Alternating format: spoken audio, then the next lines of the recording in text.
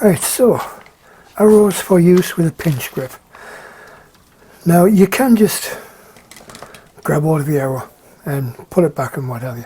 However, if you look at historical depictions, they're nearly always shown with some kind of gripped or grippy area at the nock. Whether it be, some of them are quite bulbous, some of them just consist of thread wrapped around or gut wrapped around or sinew.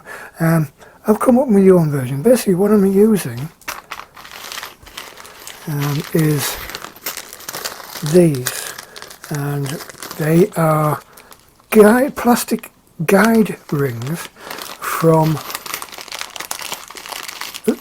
Venetian blinds that will like blinds, folding blinds, window blinds, and I hope you can see that. Can you see? It's basically, I'll show it against the black background.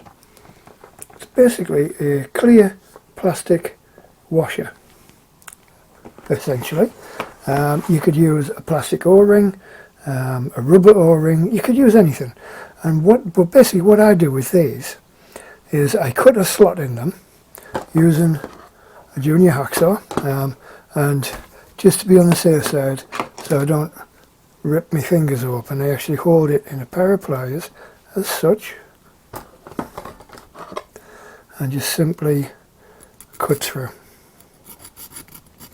like that, and just keep going until you cut through. But in the best Blue Peter tradition, I've got one already prepared. And there we go. Just take that off there. Again, as you can see, there we go. Now that's got a slit in it. So just slip that over the arrow. You could put it from the other end, but I'll do it this way.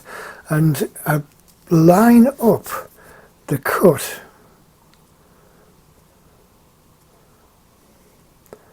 if I can find it on the opposite side. Yeah, there it is. I line it up on the opposite side to the index mark, just so it doesn't slip off. And then what we're going to do is get a piece of heat shrink about 1 inch long, slip that over the arrow. I mean, if you're doing this with fletched arrows already, you just put them on from this end. It's a little bit more finicky, but you can do it. And you just push that up over the... it's being awkward. You know, the last one I did, it just slipped straight over, dead easy. You just push that over the end of the plastic ring until you've got about 1/4 of an inch to 1/3 of an inch over, there we go, over the plastic ring. Make sure it's properly lined up. So the ring is there, just there like that. And then, using heat shrink, you need a little blowtorch. Turn the gas down a bit so it lights. Put my glasses on so I can see what I'm actually doing. Now make sure it's straight, because you don't want this going on skew with, and you don't want it there, and you don't want it to obscure the U cut of the nock. So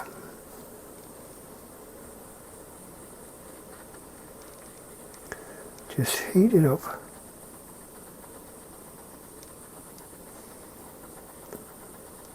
Without actually melting the nock. That wouldn't do any good whatsoever.